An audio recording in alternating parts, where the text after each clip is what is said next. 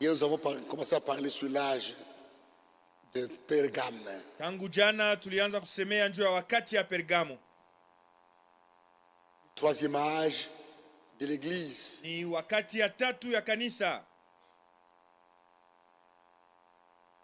La troisième période Wakati muda ya tatu que l'Église doit traverser. ile kanisa ilipasha kupitia. Et cette période Na ile wakati devait durer ilipasha kuwa na muda ya 294 ans. miaka 294. 294. Miaka 294. Comme l'avons montré, Kama vile tulionesha, c'est dans cet âge de Pergame mui wakati ya Pergamo que l'Église catholique romaine a commencé. do kanisa Katoliki ya Waroma ilianza. L'Église catholique romaine Kanisa Katoliki ya Waroma a commencé dans l'âge de Pergame ilianza mwakati ya Pergamo avec l'empereur Constantin na mfalme Konstantino, qui avait fait du christianisme ule alifanyaka Kikristo la religion d'État. inakuwa dini ya serikali. Il avait fait du christianisme Nafanya Kikristo une église d'État. inakuwa dini ya serikali, Et l'église na kanisa a pris le nom libeba sasa njina ya Église catholique romaine. kanisa Katolika ya Waroma. C'était l'église de l'Empire romain. Ilikuwaka ni kanisa ya ufalme wa Kiroma.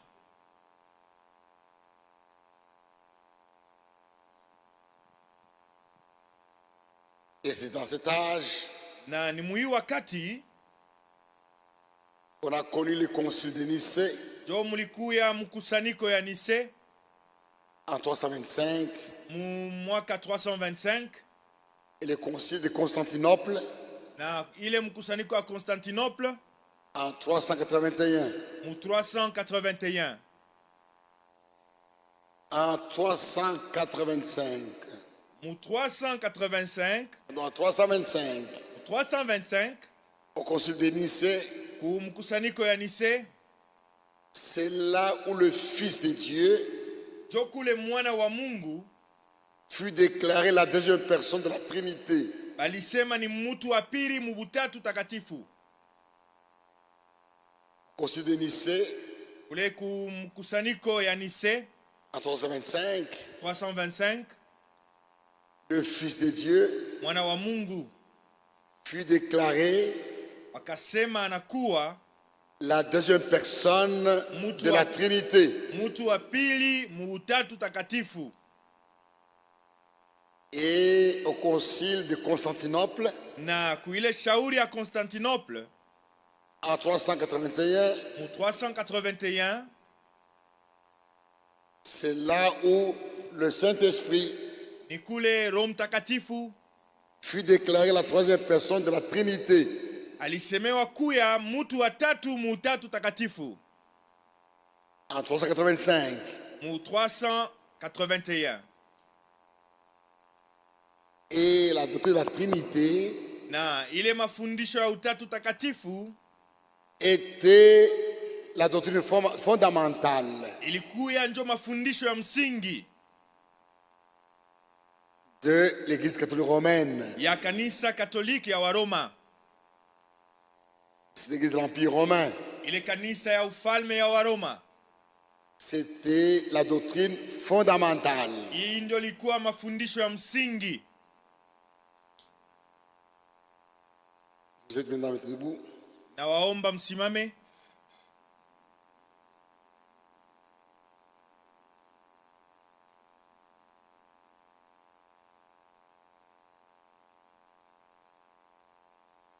Apocalypse 2, Ufunuo sura ya pili verset 12.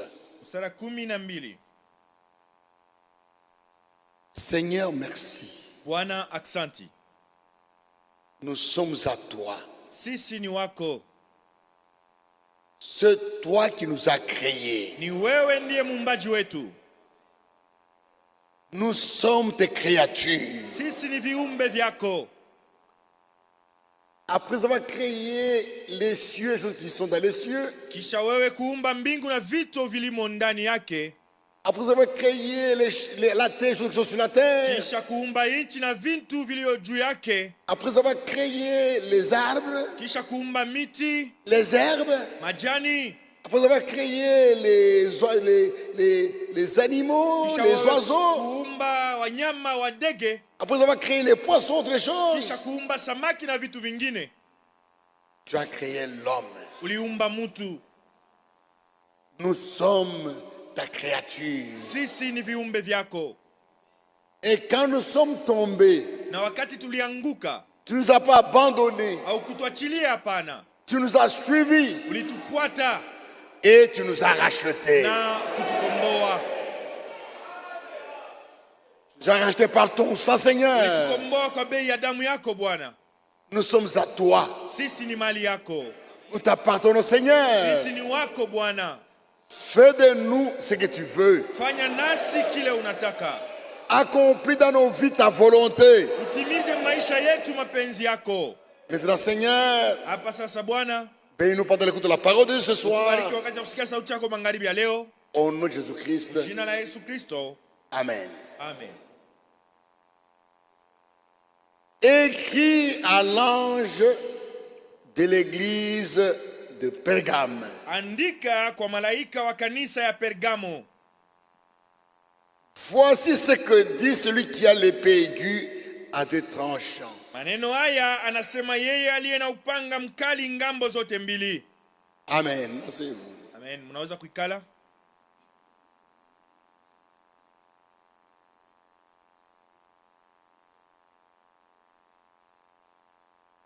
Pergame signifie Pergamo maana yake marié.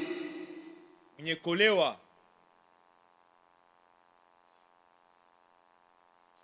Et là de Pergame Na wakati ya Pergamo a commencé en l'an 312 ilianza mu mwaka 312 jusqu'en l'an 606. na kufika mu mwaka 606.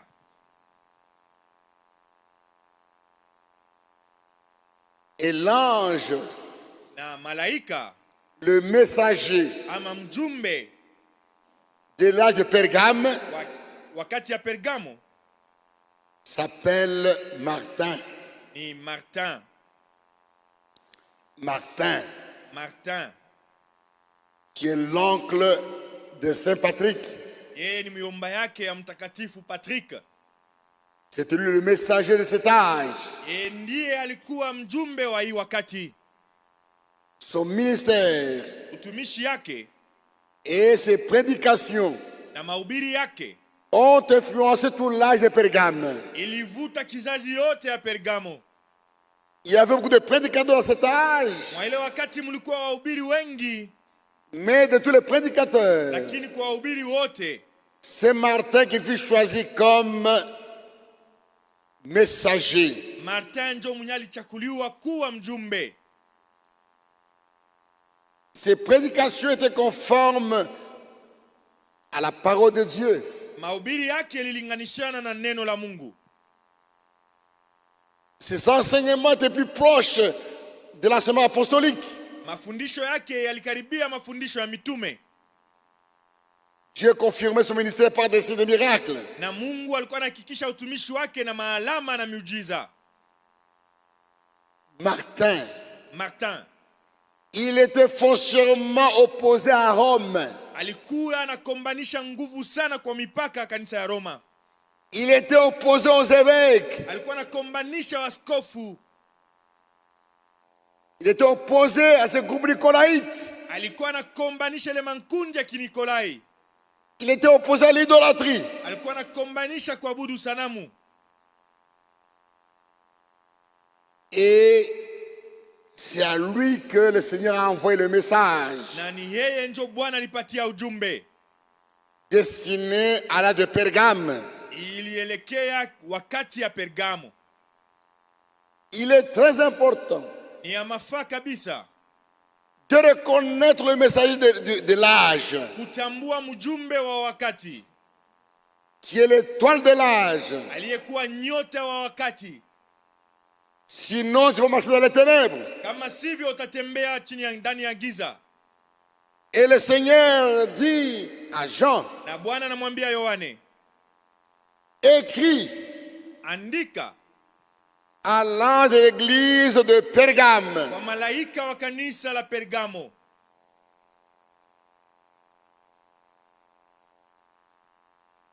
Voici ce que dit Tazama ile anasema celui qui a l'épée aiguë à deux tranchants. yeye ule anakuwa na upanga wa ukali ngambo mbili.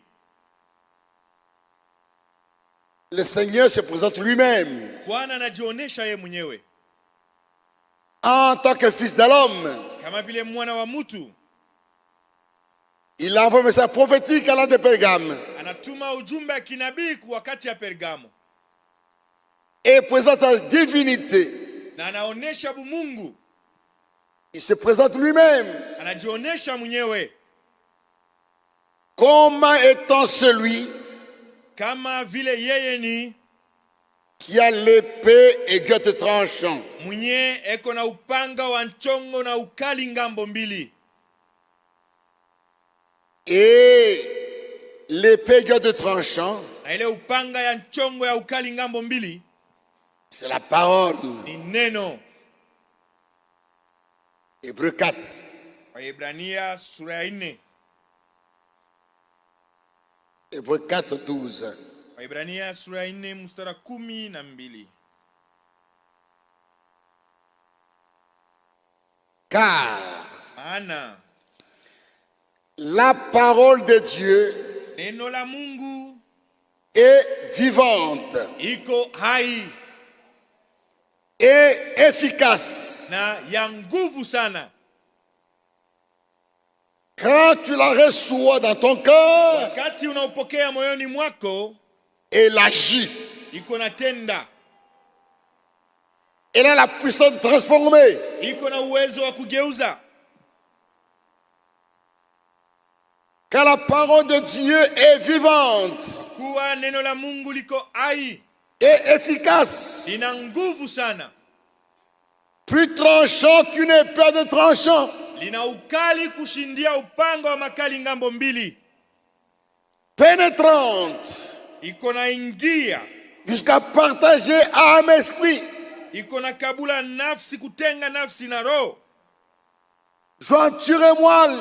viungo na mafuta, Elle juge les sentiments et les pensées du cœur. nayo yanahukumu mania na mawazo ya roho. Nulle créature ne craint devant lui, Hakuna kiumbe kinachofichama mbele yake, car tout est à nu kwa kuwa vyote ni utupu et à découvert na viko wazi aux yeux de celui à qui nous devons rendre compte. mbele yake yeye tunapasha kusamba. Qui est-il? Ni nani ule? Dieu. Mungu. C'est devant Dieu Ni mbele ya Mungu, que toute créature rendra compte. ni mbele ya Mungu ndio viumbe vyote vitasambaka. Devant Dieu, Mbele ya il n'y Mungu a rien de caché. hakuna kinachofuchama, Tout est à nu, yote ni utupu, à découvert. iko wazi. Mes frères, mes sœurs, Banduku yangu, badada yangu, tout ce que vous faites en cache-cache dans cette église, yote bile munafanyaka mkufuchama ndani ya hii kanisa, c'est caché à nos yeux. biko na fuchama ni mbele ya macho yetu, À nos yeux, nous les hommes, mbele ya macho yetu she bantu, mais devant Dieu, lakini mbele ya Mungu ce n'est pas caché. abifuchame hapana. Craignez Dieu. Muogope Mungu. Il y a des frères ici Hapa peko banduku, qui couchent avec des sœurs ici. peko natembea na badada humu kanisa. Il y a des frères kuko qui bandugu vont avec les jeunes sœurs. beko natembea na badada Ils pensent que c'est caché. bo beko na wazia simu banesha kufuchama. C'est caché aux yeux des hommes. Munafuchama tu ni mbele ya macho ya watu, Mais la Bible dit, lakini Biblia inasema nulle créature n'est cachée devant lui. hakuna kiumbe hata kimoja kinaisha kufuchama mbele yake, Mais tout est à nu. lakini vyote biko wazi, Tout est à nu vyote ni utupu, et à découvert biko wazi peupe aux yeux mbele ya macho de celui ya ule à qui nous devons rendre compte. mbele yake tutasambaka shebote. Dieu nous jugera Mungu atatusambishaka déjà par sa parole. kuanzia kupitia neno lake, Déjà par sa parole. kuanzia kupitia neno lake. Quand la parole est donnée, Wakati neno inahubiriwa elle dévoile ce que nous sommes. iko naonesha peupe kile twiko. Le pasteur ne vous voit pas.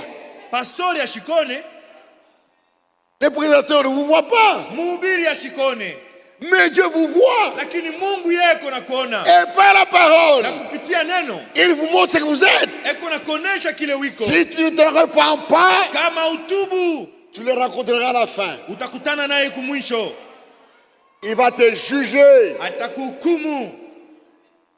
Et Dieu, c'est la parole. Na Mungu ni neno. Au commencement de la parole, Katika mwanzo alikuwa neno, il a parlé avec Dieu. neno alikuwa na Mungu, Et la parole était na Dieu. neno yalikuwa Mungu. Le Seigneur est la parole. Bwana ni neno. Jésus-Christ Yesu Kristo est la parole faite chair. yeye ni neno lifanywa kwa mwili. Frère, Kweli il le juge, jugeant par la parole. na atahukumu na neno, Il jugera le monde par la parole. atahukumu ulimwengu kupitia neno. En matière de foi, Kumambo inaangalia imani, en matière de foi, kwa mambo inaangalia imani, la parole de Dieu, neno la Mungu c'est-à-dire la Bible, ni kusema Biblia est la seule absolue. ndiyo tegemeo tu.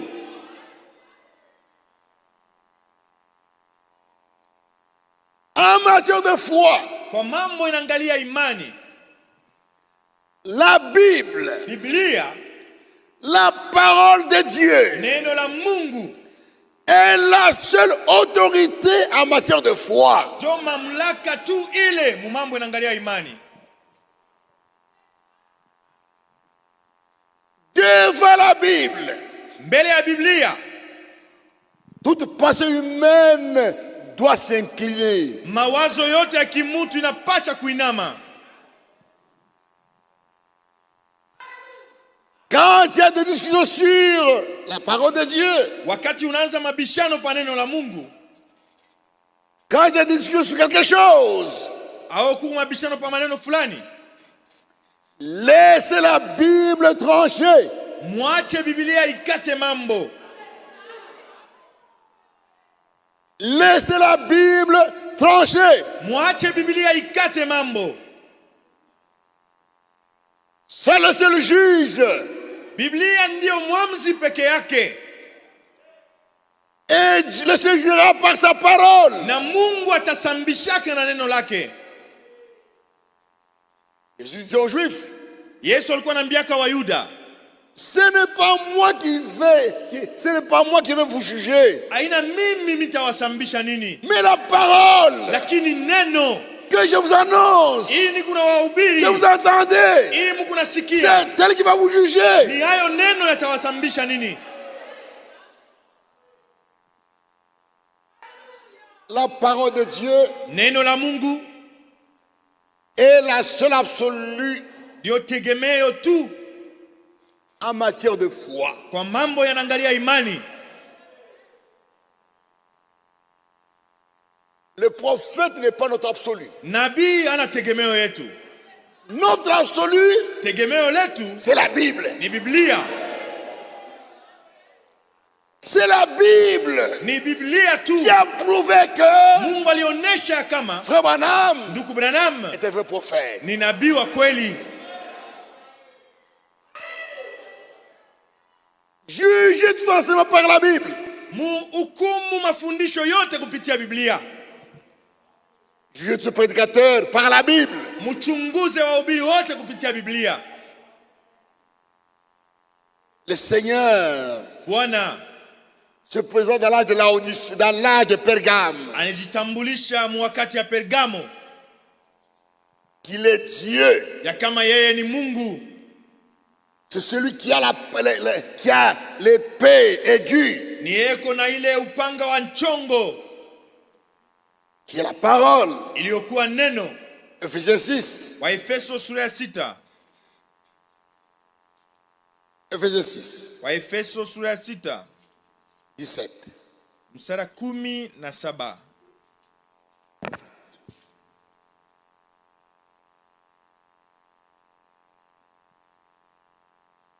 Verset 6. Prenez aussi le cas du salut Twaeni hivyo hivyo kofia ya wokovu et l'épée de l'esprit, na upanga wa Roho, qui est la parole de Dieu. ndio neno la Mungu. Dans le combat spirituel, Katika hii vita ya kiroho, l'épée, upanga c'est la parole. ni neno.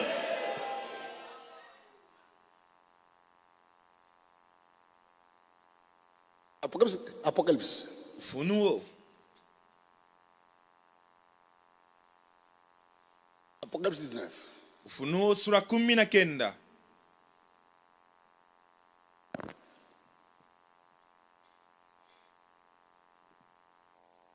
Treize à 15. Sura 13 kufika ku 15. Il était revêtu d'un vêtement teint de sang. Naye amevikwa vazi lililovikwa katika damu. Son nom est la parole de Dieu. Na jina lake liliitwa neno la Mungu.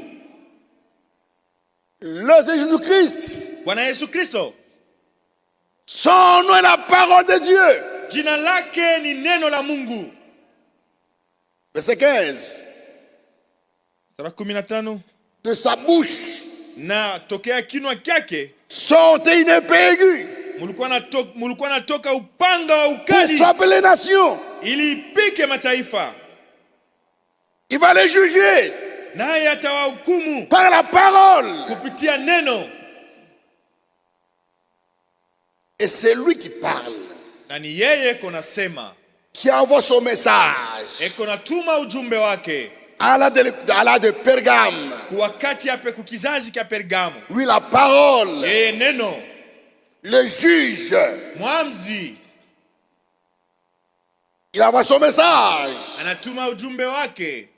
Voici ce que dit celui qui a l'épée aiguë à deux tranchants. Tazameni ile anayosema yeye kuna upanga wa ukali ngambo mbili. Je sais Ninajua où tu demeures. makao yako. Je sais Ninajua que là est le trône de Satan. ya kama pale ndipo peko kiti cha shetani.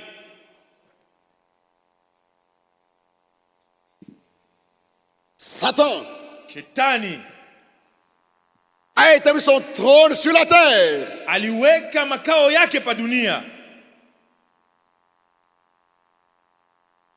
Et le Seigneur montre Na Bwana anaonesha que Pergame, ya kama Pergamo, la ville de Pergame, muji wa Pergamo, c'est là où Satan avait mis son trône. jo mule shetani aliwekaka kiti kyake.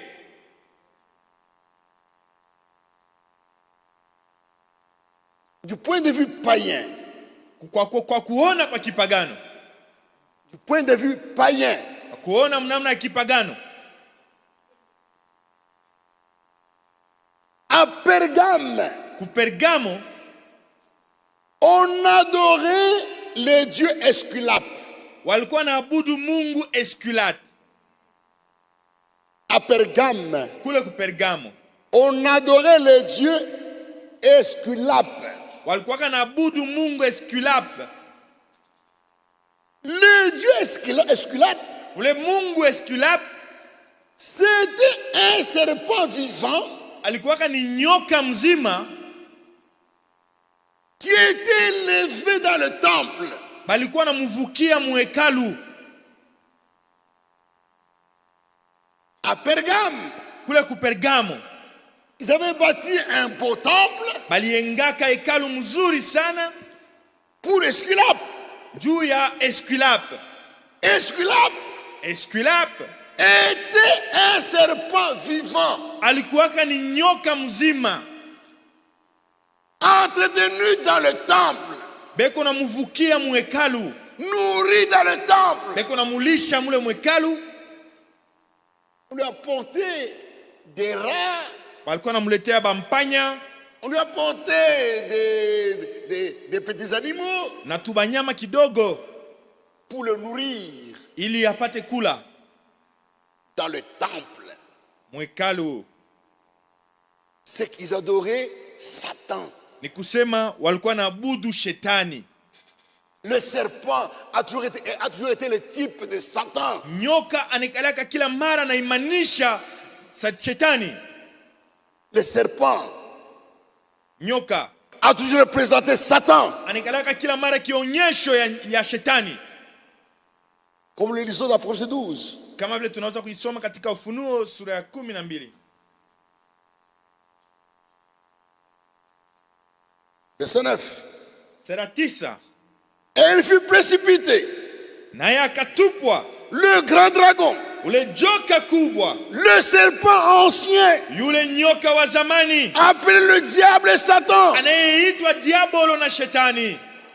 Le serpent ancien, Nyoka wa zamani appelé le diable et Satan. anayeitwa Diabolo na Shetani. Le serpent, Nyoka dans la Bible, mu Biblia a toujours représenté Satan. eko na imanisha shetani.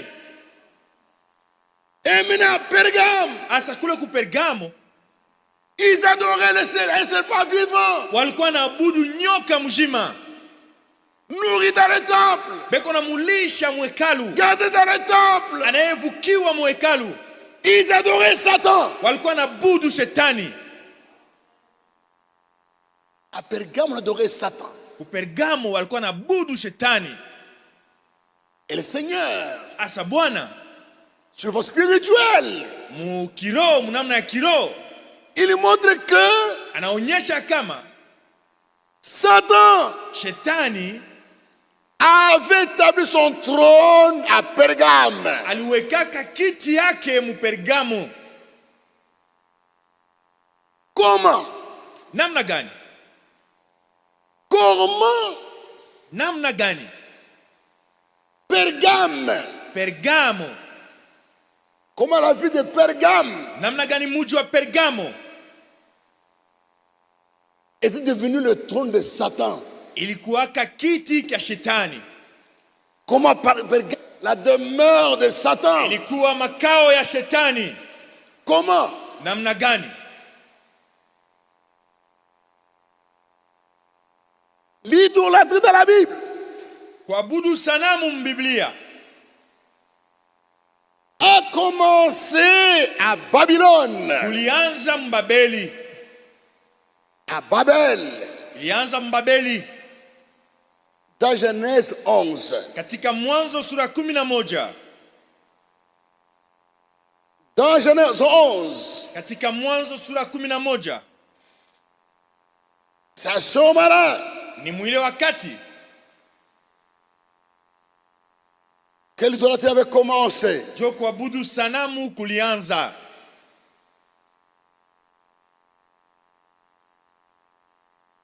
Ce qui est vraiment étonnant, Ile iko na shangaisha sana. même Caïn, Hata Kaina, l'enfant du diable, mtoto wa shetani, l'enfant du serpent, mtoto wa shetani wa nyoka, n'avait pas adoré le serpent. ashikumwabudu wake nyoka, hapana. Il adorait Dieu véritable, Yeye alikuwa anabudu Mungu wa kweli, Il adorait Jéhovah. alikuwa anamwabudu Yehova. C'est après, Ni nyuma ya mashiku, au temps de Nimrod. wakati ya Nimrod. C'est au temps de Nimrod Ni wakati ya Nimrod que l'adoration païenne avait commencé. ndio kuabudu kwa kipagano kulianza, Et le monde entier était là. na dunia mzima ilikuwa kapale. En ce temps-là, Mwa ile wakati tous les hommes watu wote, descendants des fils de Noé watu wote wa kizazi ya Noa vivaient au même endroit. walikuwa naishi pahali pamoja, Comme nous lisons dans Hébreux 11. kama vile tunaweza kuisoma katika Waebrania sura 11. Dans Genèse 11, pardon. Dans Genèse 11. Mwanzo sura 11. Toute la terre Ulimwengu yote nzima avait une seule langue ilikuwa na lugha mmoja et les mêmes mots. na usemi mmoja, Comme ils étaient partis de l'Orient, na ilikuwa wakati waliposafiri kwa mashariki, ils trouvèrent une plaine au pays de Shinéar. wakakuta nchi sawa katika nchi ya Sinari. De Shinéar. Nchi ya Sinari, Shinéar. Shinear, Et ils y habitèrent. na wakakaa pale, Et c'était sous la conduite de Nimrod. na ilikuwa ni chini ya uongozi wa Nimrod. C'était terrible. Ilikuwa hatari. Ils étaient là. Walikuwa kapale Et ils ont monté. Ils se sont dit, walisema bâtissons une ville. sema tujenge mji mmoja Construisons un tour. na tuenge mnara. Ils étaient un seul peuple. Walikuwa watu mmoja wa moja, Ils s'entendaient très bien. walikuwa nasikilizana mzuri sana, Et cet homme a introduit la pensée idolâtre. na ule mtu aliingiza kuabudu sanamu À Babel. Ubabeli. Ils ont introduit l'idolâtrie. Aliingiza kuabudu sanamu. Voyez, les enfants de Couche, Unaona, les descendants de Cam, watoto wa Kam, Couche engendre Nimrod. Verset 8, sura ya 8. Genèse 10. Ah. Genèse 10. Mwanzo sura ya 10. Couche engendra aussi Nimrod. Kushi akazaa Nimrodi. C'est lui Ni yeye qui commença alianza à être puissant sur la terre. kuwa na uhodari pa dunia na uwezo. Le premier homme Mtu wa kwanza à devenir puissant kuwa na uwezo sur la pa terre, dunia c'était Nimrod. ilikuwa ni Nimrodi. Il s'est imposé sur le monde entier. Yeye alitawala dunia mzima. Il s'est imposé sur tous les hommes Yeye alitawala watu wote qui étaient là-bas wale walikuwa kapale, et les a amenés à construire la tour de Babel. na aliwasukuma wajenge mnara wa Babeli. C'est là qu'il a introduit l'idolâtrie. Ni njoo pale aliingiza kuabudu sanamu. Là, Pale il a introduit l'idolâtrie, aliingiza kuabudu sanamu, l'adoration de la nature. kuabudu maumbile. C'est là-bas. Ilianzia kule.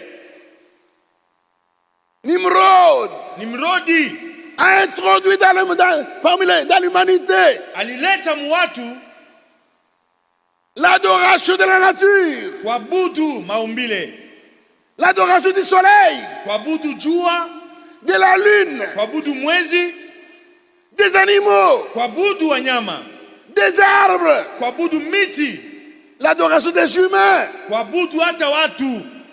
Cela a commencé à Babylone Ilianza kule Babeli avec Nimrod. na Nimrod.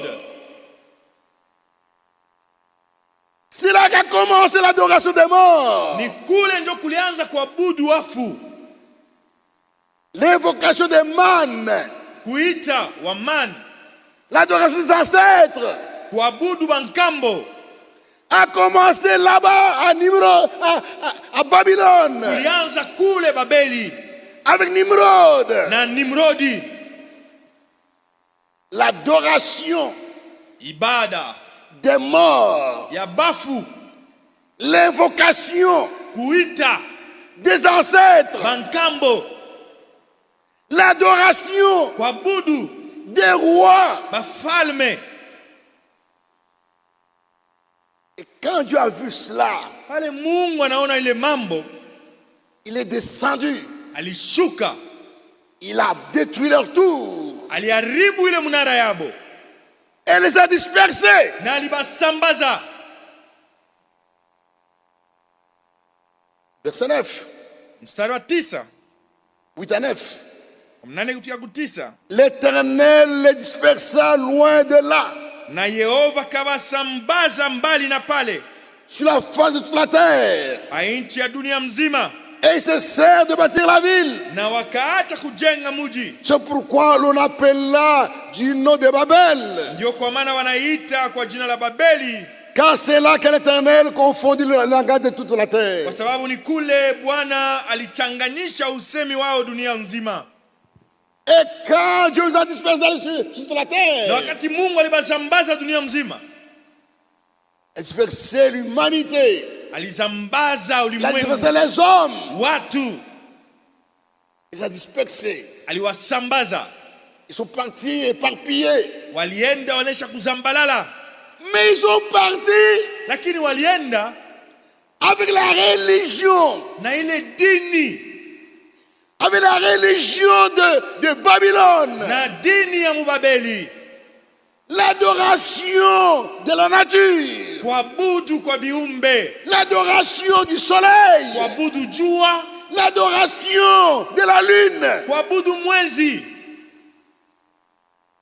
Même ici, même chez les Noirs, Hata kushebeushi dans chaque tribu, mukila kabila, comme dans le monde entier, mpaka vile mdunia mzima.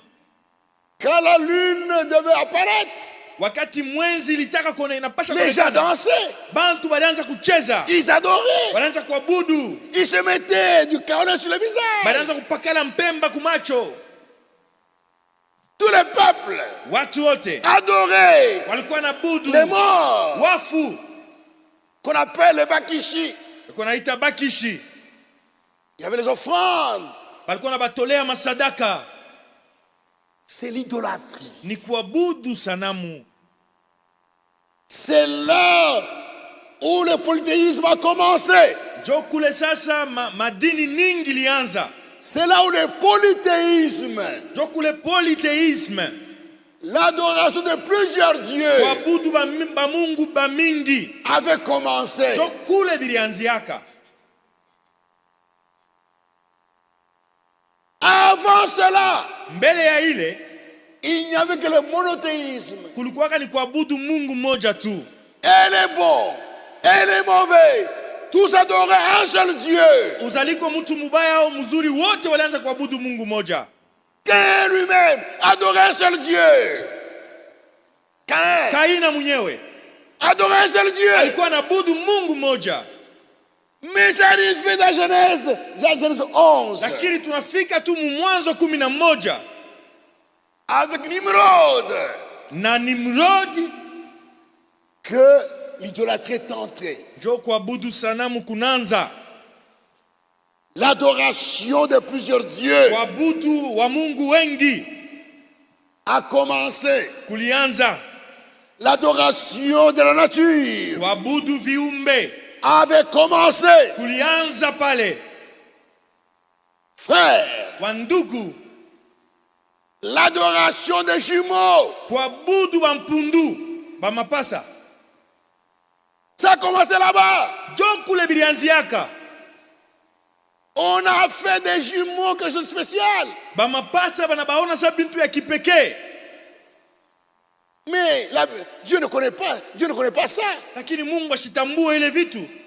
Il n'y a pas le nom des jumeaux. Hamuna njina ya bamapasa. Les premiers jumeaux Bamapasa ba kwanza que nous connaissons dans la Bible, bale tunajua mbiblia, c'était un et s'appelait Abel. Mmoja alikuwa Abeli, L'autre s'appelait Caïn. mwingine njina yake ilikuwa Il n'y Kaina. avait pas un Kyung, il n'y avait pas un Kabange. Hapo kwake mbui na kabange. C'est vrai. Kweli.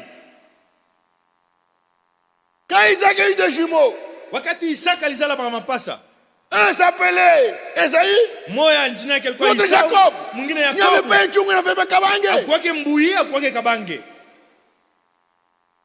Mais d'où vient l'adoration des Kyung et des Kabange? Hasa kuabudu mbui na kabange binatokea wapi? C'est le paganisme. Ni kipagano, C'est l'idolâtrie. ni kuabudu sanamu. Ça vient de Babylone. Inatokea kubabeli. Le paganisme, Kipagano, l'idolâtrie. kuabudu sanamu. Et quand vous voyez, quand on adore les jumeaux, Na sasa kama beko na abudu bamapasa, celui qui a mis au monde les jumeaux, mwenye ularizala bamapasa, il doit dire des choses. inapasha anze Impudique kusema de la- mkino impudique. yake bintu ya bubumbafu vya busharati vya matushi. Parler des choses à rapport avec le sexe. Anza kusema bintu ya matushi. Et quand il y a des choses comme ça, Kama nasema sema vya vile, parler de la nudité des femmes, eko nasema bintu ya utupu ya de la nudité banamuke, des hommes, vya banaume, il passe en honte. ene bisema bila haya, On dit non, il mikishira umbamba. banasema mwache ni miki shisha kumubamba. Comment? Je, Voyez, des saletés, inasema bintu ya buchafu, des choses sales, bintu ya upumbafu, l'idolâtrie. kuabudu sanamu. Ne croyez pas ces choses. Musiamini ile vitu. Tous les enfants sont pareils. Batoto bote beko pamoja. Et les jumeaux, Na bamapasa, et les autres, na aba c'est kuzalika pareil. pamoja ni pamoja. C'est vrai. Kweli. Et à Babylone, Na kule kubabeli, c'est là où Satan avait établi son royaume, son domaine. kule shetani aliweka makao yake na ufalme wake. À Babylone. Babeli.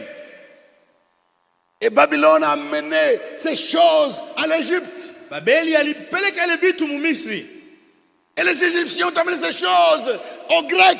Na wa Misri walipeleka ile vitu kwa Yunani. Frère, Ndugu, le signe du zodiaque. ile maalama ya zodiac, Le signe du zodiaque. maalama ya zodiac C'est l'idolâtrie. ni kuabudu sanamu. On a commencé à donner aux étoiles des noms Banaanza kukabula manyota majina et des fonctions. na makazi yabo. Et on dit, Banasema ceux qui naissent sous le signe du lion, bale kuku bale beko nazalika mu alama ya simba. ils sont comme ça, comme ça, comme ça. Mifano yabo nekalaka hivi Ceux qui sont hivi nés hivi. sous le signe du scorpion. Bale balizalika mu alama ya nge. Et les gens consultent cela. Bantu wanabisoma beko na biangalia. Ne consultez pas l'horoscope. Mushangalie ile mambo ya mahoroskope. Ne croyez pas dans l'horoscope. Mushamini mahoroskope. Et ne consultez pas l'horoscope. Na mushisoma tena mabitabu ya C'est mahoroskope. l'idolâtrie. Ni kuabudu sanamu. C'est faux. Ni bia bongo. L'avenir est seulement entre les mains de Dieu. Mambo ya kesho iko mu mikono tu paka ya Mungu. L'avenir d'un homme Mambo ya kesho ya mutu est entre les mains de Dieu. iko mu mikono ya Mungu. L'avenir d'un homme Masiku ya kuja kwa n'est mutu pas dans son œil, haina muricho yake, n'est pas à ses jambes. haina kumikulu yake. L'œil bouge, Richo inapika, il dit, hivi rishi nafanya hivi ni kusema Comme mon est en train de Kukiri unakuya. battre, ça dit il y a un deuil qui est en train de venir. non, Hapana, c'est l'idolâtrie. kuabudu sanamu kule. La vie de l'homme n'est pas dans ses jambes. Masiku ya kesho ya mtu haina miguu yake. La vie de l'homme Maisha ya ne mtu dépend pas de ses jambes. haitokee kumikulu yake. Comme si tu trébuches sur le pied gauche, Kama unaripuntula kumukulu ya kuume ya Machance. kushoto, una bahati mbaya. si tu trébuches sur le pied droit, Ukiripuntule kumukulu ya kuume, bonne chance. ile una bahati mzuri. Eh. Et quand l'homme marche, Asa kama mtu anatembea, il devient triste. anakuwa na huzunika. La journée est mauvaise. Shiku inalabika. Il n'a quoi la gauche, Je frère? me suis heurté de la jambe gauche, frère. Non! Hapana ndugu. C'est Dieu qui bénit. Mungu ndio anabarikaka. C'est Dieu qui Ni enrichit. Mungu ndio analeta C'est Dieu utajiri. qui élève. Mungu ndio C'est Dieu qui ananyanyua. abaisse. Mungu ndio anashusha. Ne croyez pas ces choses-là. Musiamini ile vitu. C'est l'idolâtrie. Ni kuabudu sanamu. C'est vrai. Ni kweli.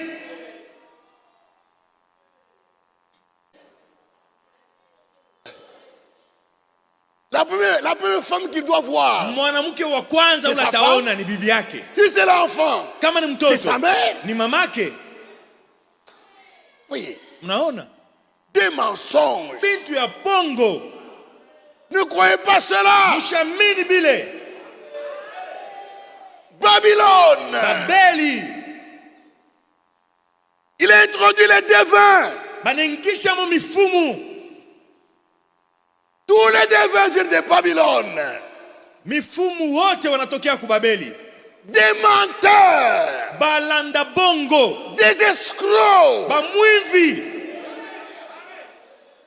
Qui exploitent l'ignorance des hommes. Bobe wanatumia tu.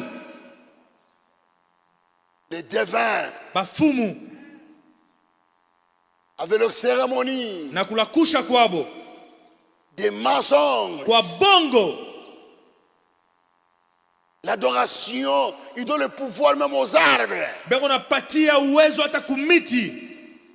Comment? Je, Cet arbre, hii muchi il y a chance. c'est pour t'apporter de la chance. Comme on est nawa, Si tu te la laves chance. de sa sève, tu seras porteur de la chance. quel mensonge! Bongo wanamna kani.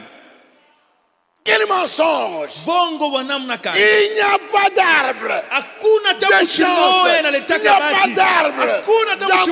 chimoya ya kuleta Ce sont des mapendo. mensonges. Ni vitu ya bongo. La bénédiction Baraka et la malédiction na laana viennent de Dieu. inatokea kwa Mungu.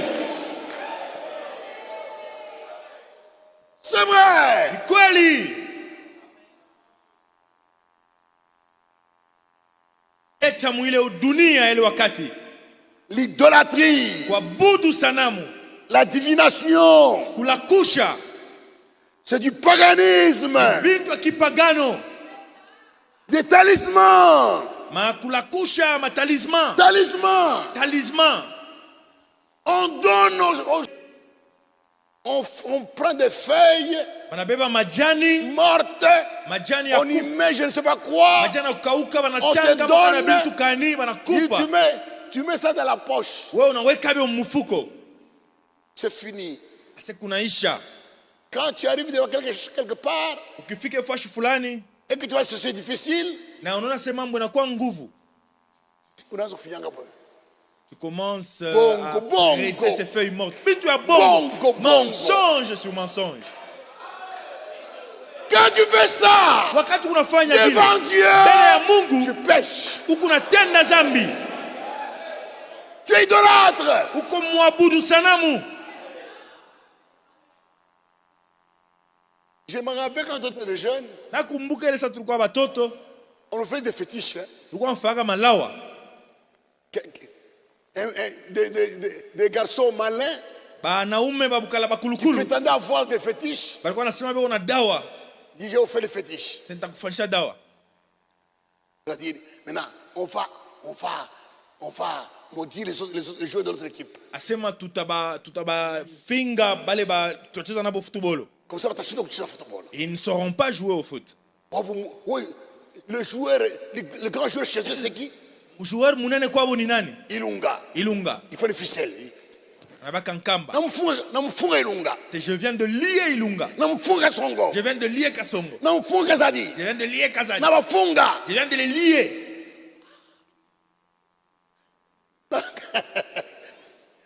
Et il met ça dans une sauterelle. Dans une sauterelle. Anabaweka mumpanjo. Et on donne ça au Kepé. Ndio banampatia ça moye. Ou on donne à un garçon dit, on va donner à quelqu'un d'aller enterrer cela au milieu du terrain. On croit chose pareil. Na tunaanza kuamini bitu ya vile. Et quand maintenant on met ça on donne au Kepé. Sasa kama nampatia yo moye. Quand les gens viennent, wakati watu wanakuya, anaanza kuvinya. Et puis ça entre. Et puis banamkisha na golo. Et quand ça entre, kama banamkisha golo, vous n'avez pas respecté les vigiles. Asema kuheshimia kijila. L'idolâtrie. Kuabudu sanamu. Ne croyez pas l'idolâtrie. Musiamini kuabudu sanamu. C'est un mensonge. Ni bongo. Ne crois pas au fétiche. Musiamini dawa. C'est un mensonge. Ni bongo. Ça vient de Babylone. Binatokea ku Babeli. Oh, il a les fétiches pour prendre l'argent dans les salles de femmes. Eko na lawa ya kushendula makuta masakosha banamuke. Bongo. C'est faux. Qu'il aille prendre l'argent à la banque. Enda kabebe mfranga ku bank. Qu'il aille prendre l'argent à la banque. Chiende ku banka kabebe konfranga. L'argent à la banque. Ku bank. N'est pas protégé avec les fétiches. Ku bank makuta baichungake na dawa. Ainako. Hakuna dawa. Oh, anajendula kabunga. Anajendula kabunga. Mais qu'il aille prendre la minoterie. Chenda kajendule wa kuminoterie. Et toi, sasa weye, tu prends des charbons, unabeba makala, tu mets de la farine, unaiweka mbunga, tu ne peux pas prendre ça. Juba sijendule bunga. C'est l'idolâtrie. Ile ni kuabudu sanamu. C'est l'idolâtrie. Ni kuabudu sanamu. Ceux qui mettent des charbons dans la farine, bote bale banaweka makala mbunga, devant Dieu, bele ya Mungu, ils pêchent. Beko na tenda zambi. Celui qui garde ule kona chunga, et qui protège, na eko na linda, c'est Dieu lui-même. Ni Mungu mwenyewe.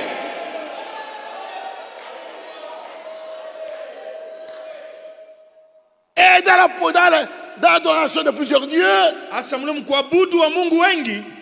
ils sont tombés dans la Trinité. Balifikia kuanguka muutatu takatifu. Le Dieu a 3 têtes. Mungu wa bichwa tatu. Le Dieu a 3 têtes. Mungu wa vichwa tatu. Vous les trouvez même chez les païens. Mutamupata na kubapagano. Même chez les bouddhistes. Hata kwa bouddhiste. Bouddha. Et peut faire représenter avec 3 têtes. Sa zingine beko na muonesha na bichwa tatu. C'est du paganisme. Ni kipagano. De Babylone. Kia kutokea ku Babeli. L'adoration. Kuabudu ibada. L'adoration. Ibada. De la mère et son fils. Ya mama na mtoto yake. L'adoration de la mère et son fils. Ibada ya mama na mwana wake. C'est du paganisme de Babylone. Ni kipagano kia ku Babeli. Les Égyptiens adoraient. Les Égyptiens wa Misri adoraient Isis. Walikuwa na budu Isis et Osiris. Na Osiris. Les Grecs adoraient wa Yunani walikuwa na budu Cybèle et Zeus. Na Zeus. Et les catholiques adorent asa ba katoliki beko na budu Maria et Jésus. Na Yesu.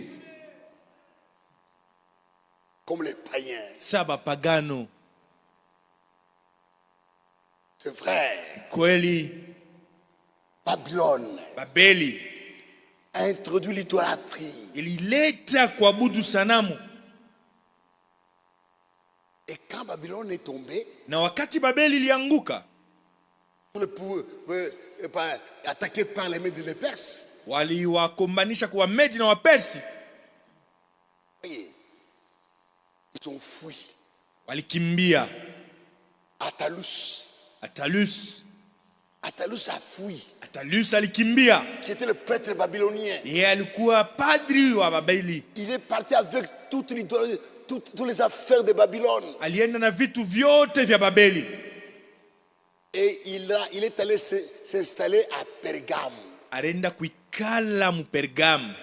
C'est ainsi que les affaires de Babylone, Njo kwa hii namna vitu vyote ya le Babeli, siège de Satan, kiti cha shetani a été transféré kilitoka de Babylone mu Babeli à Pergame. kinenda mu Pergamo. Le prêtre de l'idolâtrie de Babylone, Attalus, Padri ule Attalus alikuwa anaongoza a kisanamu. mené tous les bijimba à Pergame. Alipeleka masanamu yote ku Pergamo. Il est resté là-bas. Alibaki kule Et son arrière-fils, na munkanunula wake Attalus III, Attalus watatu fatigué, anachoka, il a cédé les affaires à Rome. aliacha ile bijimba mu mikono ya Roma. Écoutez bien. Shike mzuri. Les devins de Babylone, Ba mifumu ba mu Babeli ils s'appelaient des pontifes. balikuwa na baita ba pontife, C'est-à-dire ceux qui faisaient le pont entre Dieu et les hommes. ni kusema kilalo katikati ya Mungu na watu. Ils étaient des pontifes. Balikuwa na baita ba pontife. Tous les devins s'appelaient pontifes. Mifumu yote ilikuwa naitiwa wa pontife. Ceux qui faisaient le pont entre Dieu et les hommes. Njo balikuwa kilalo katikati ya Mungu na watu. Et au-dessus d'eux, Na juu yao il y avait le souverain pontife. kulikuwa mkubwa sasa wa bapontife. Le souverain pontife. Ule mkubwa wa bapontife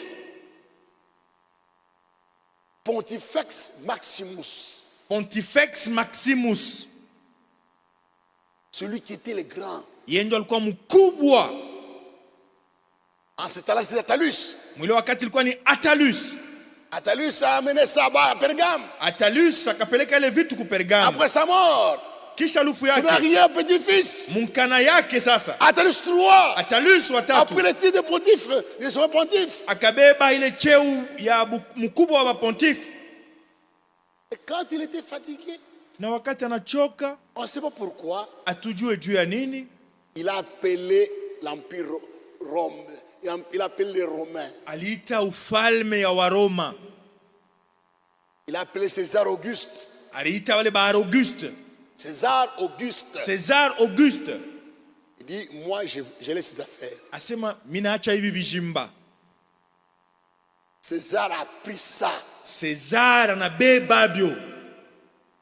C'est ainsi que César à Rome Njo kwa maana César ku Rome était devenu alikuwa le souverain pontife sasa yeye njo mkubwa wa pontife de la religion romaine. wa kidini cha Waroma.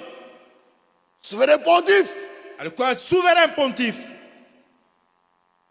Après des années, Kisha miaka na miaka l'empereur, il y a un empereur qui est venu, il a dit, kukakuwa mfalme mmoja anafika asema hapana, moi j'abandonne ces choses. mie hivi bintu mimi biacha. Le pape qui était vivant ce temps-là, Ule papa alikuwa ile wakati pale il a dit, moi je prends. akasema mimi munipe hivyo.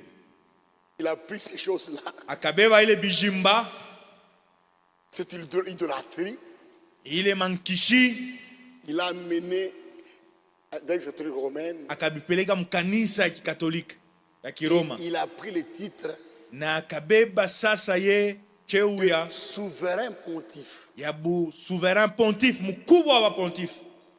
Voilà pourquoi les papes aujourd'hui, Jo kwa maana leo hii ba papa parmi leurs titres honorifiques, katikati ya macheu yabu ya heshima sana, il y a le titre de souverain pontife, peko ile ya mkubwa wa pontife, qui était un titre de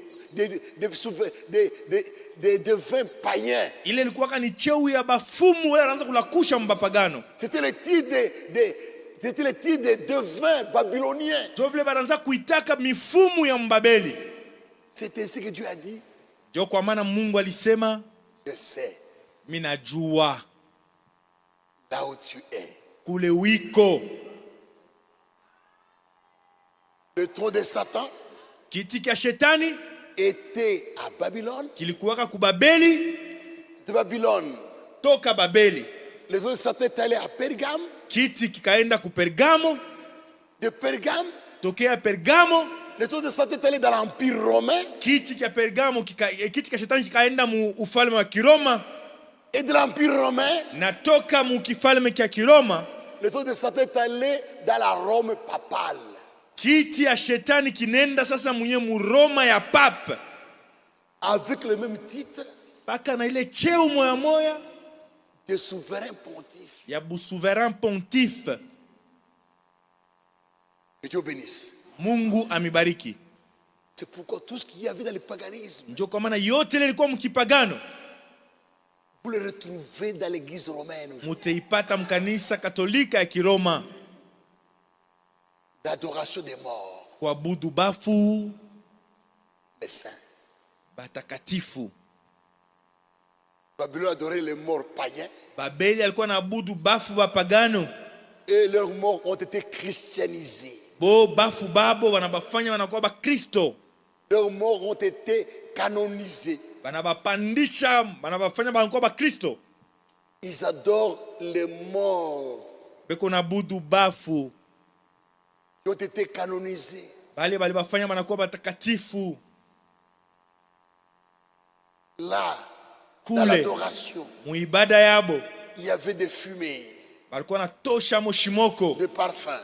manunkato, Ça vient aussi de ce côté. inabafuata na bo huku ngambo, Avec, la fumée. beko na junguluka mule na kumwanga shimoko. Qu'est-ce que tu fais, monsieur? Bwana, uko unafanya nini? Kuna pepo Nini? ni nini en train de secouer l'ascenseur? Ça vient d'où? Binatokea wapi? C'est écrit où? Binaandikwa wapi?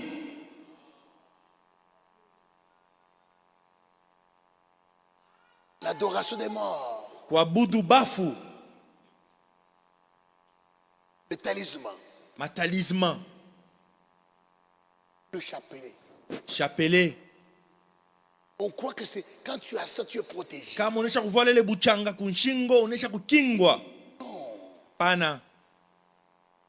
Notre protection, Ukingo wetu sisi c'est le nom de Jésus-Christ. ni jina la Yesu Kristo. Kunaisha pale. Le nom du Seigneur Jina la Bwana est une tour forte. ni mnara wa nguvu. Amen. Amen.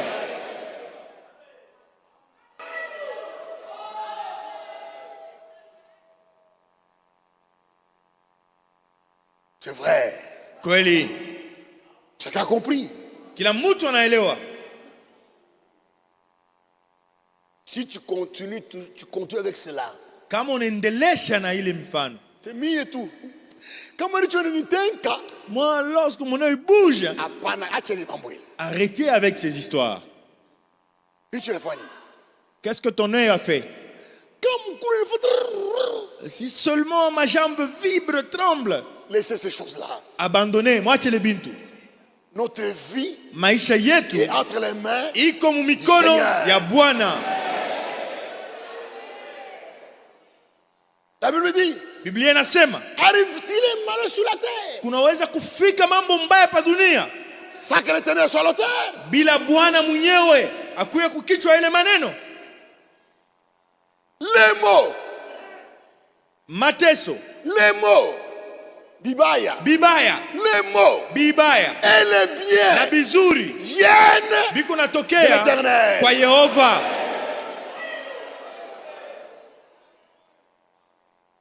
Ne soyez pas esclaves Msiwe watumwa des coutumes païennes. ya mazoezo ya kipagano. Jésus a dit, Yesu alisema quand vous connaîtrez la vérité, wakati mtajua ukweli, la vérité vous ukweli rendra libre. itawaweka kuwa huru. Et ce soir, na magharibi ya leo soyez libérés. mufunguliwe. Ce soir, Magharibi ya soyez leo libérés. funguliwe. Libérés de la peur, Funguliwe de kuboka, l'idolâtrie, usanamu de la superstition. na vya kuwazawaza. Superstition. L'étoile filante descend. Hii nyota ya kutembea inashuka. Ne quoi, maman?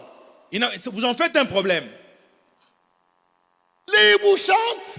Fui eko naimba, C'est la nuit, il doit chanter. ni bushiku ndio wakati yake anapasha kuimba. Et on commence. Mambo inaanzia pale. Je n'ai pas mangé quelque chose d'autrui. Mishi kukure kwa bantu. Quand on fait chinguer, toka. Vas-y ailleurs, quitte ici. Quand tu fais cela, Wakati unafanya vile, Pêche. unatenda dhambi. tu es idolâtre. Uko mwabudu sanamu. Il y a la période des amours des chats. Kuko wakati ya bampushi wanapatanaka. Ils doivent chanter. Banakalaka beko na ria. Miam, miam, miam, miam, miam. C'est le période de l'amour. Ndio wakati yabo ya kupatana Pour les mapendo chats. ya bampushi. Angalia. Écoutez, Il faut un nid. qu'est-ce que je t'ai fait? Je fais un membre à montre. Je n'ai pas pris quelque chose à autrui. Sortez, sortez. Quand tu fais cela, Wakati unafanya bintu wa vile, Pêche. unatenda dhambi. c'est l'idolâtrie. Ni kuabudu sanamu. Ne craignez rien. Usiogope kitu. Dieu a dit à Israël, Mungu aliambia ne Israeli, craignez pas. C'est que musiogope les nations craignent. ile mataifa wako na ugopa.